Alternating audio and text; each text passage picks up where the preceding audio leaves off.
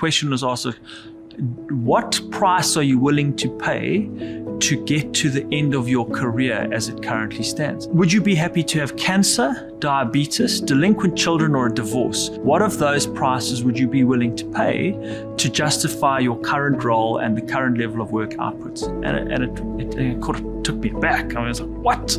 No, I'm not going to have those things. I'm Ryan Shefman. I'm a dad of 4, a husband, live in the technology space, and would consider myself a computer nerd. So I've been in the council for about 5 years, and it's been life-changing. Have stuck with it ever since. Yeah, as leaders, often we're very lonely.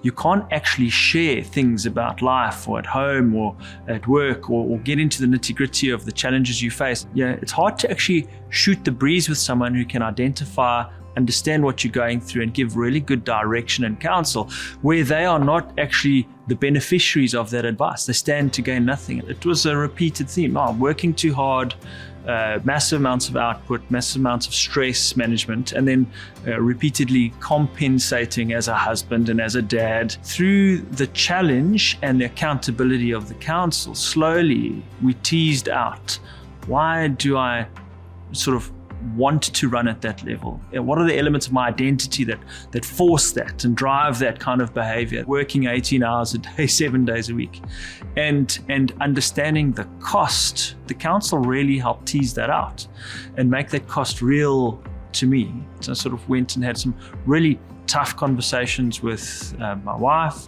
and then later on with sort of my colleagues at work, and sort of started to experience like a bit of breakthrough. Long story short, through months of discussion and prayer and conversation and counsel, I sort of figured out what would be the right route for me to go. I was exploring, do I leave for something similar? Do I leave for corporate? Do I start my own business? Do I go entrepreneurial route?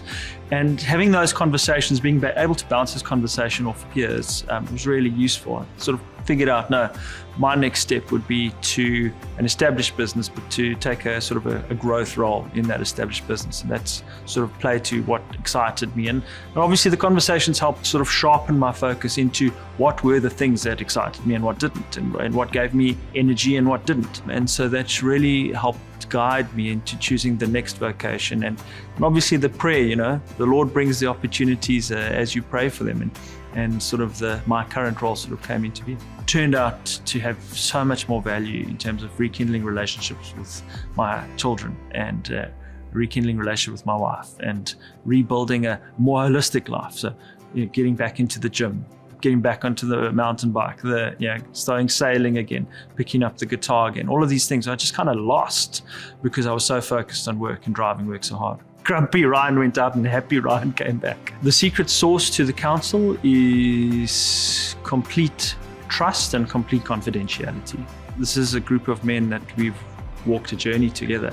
It's been 5 years, and we've shared deep secrets and truths with each other. I stand to gain nothing by helping one of them deal with a deep truth or a deep issue, and they stand to gain nothing from me by calling me out on my faults and flaws. I was running really hard. I'd probably still be there, but be really worse for wear as a result.